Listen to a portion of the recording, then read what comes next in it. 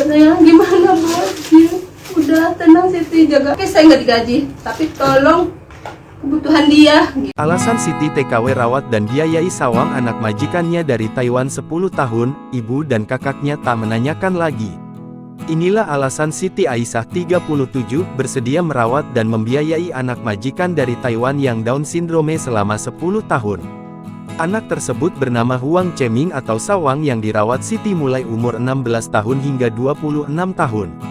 Siti menyebut dirinya telah rada sayang dan amanah. 2 tahun lalu, ayah Sawang meninggal. Kepada Siti, pria Taiwan itu menitipkan Cheming. Sejak saat itu, keluarganya tak ada yang menanyakan kabar hingga membiayai Sawang. Padahal ibu dan kakak perempuannya masih ada. Udah, itu yang selalu mikirin kebutuhan dia, apa dia selama 2 tahun itu, ya papanya lah. Setelah bapaknya meninggal itu, kalau minta pun saya ribut dulu sama kakak.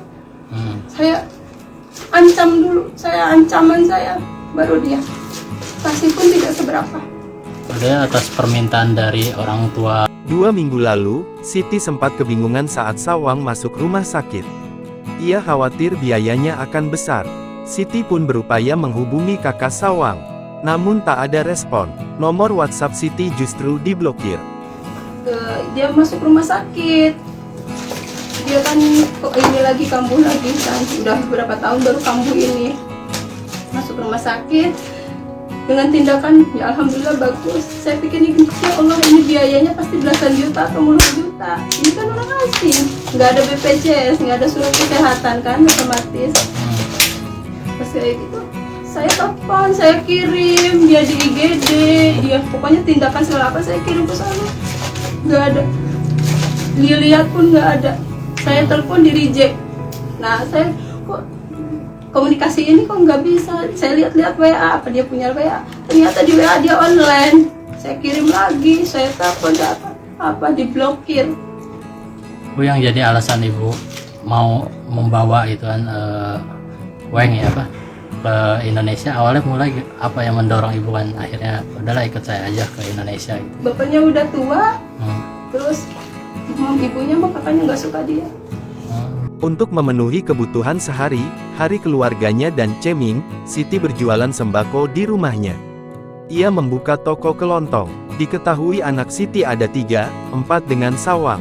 Siti juga tak cerita kepada keluarganya bahwa kakak dan ibu Sawang tak memberi dan menanyakan kabar. Keluarganya mengaku kaget setelah unggahan soal kisahnya viral di media sosial. Siti juga dibantu ibunya yang juga menjadi pekerja migran Indonesia PMI di Taiwan. Beruntung, 3 bulan lalu suaminya, Charsam, kembali mendapat panggilan kerja di Taiwan. Siti berujar apa yang ia unggah dan kemudian viral tak melulu soal uang pun keinginannya, melainkan kepedulian terhadap Sawang. Ia mengaku tak masalah jika tak digaji saat merawat Sawang. Hanya saja, ia berharap kebutuhan Sawang diperhatikan. Maksudnya, saya saya nggak digaji, tapi tolong kebutuhan dia gitu, macam pempes sama rumah sakit. Jangan lupa subscribe, share, komen, dan like ya.